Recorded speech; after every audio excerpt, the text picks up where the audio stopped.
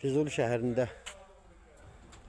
evlərin qabağı səki, səkidə də bu qırmızı zolaq velosiped üçündür. Velosiped gəlir, balaca uşaq 5 yaşında gəlir. Velosiped burada dirənir kanalizasiyaya. Kanalizasiyanın üstündən aşır dağdan. 4-5 yaşında uşaq bir də velosiped yolu gedir. Və yaxşı, adama deyərlər bunu tikən mühəndis. Sana o diplomu hansı institutda, hansı dekan verib, hansı prorektor, rektor verib. Və sən Allah evini tiksin, sən nətər mühəndissən? Sən necə tikmisən bu şəhər, Füzuli şəhərin ki, sən buna fikir ver.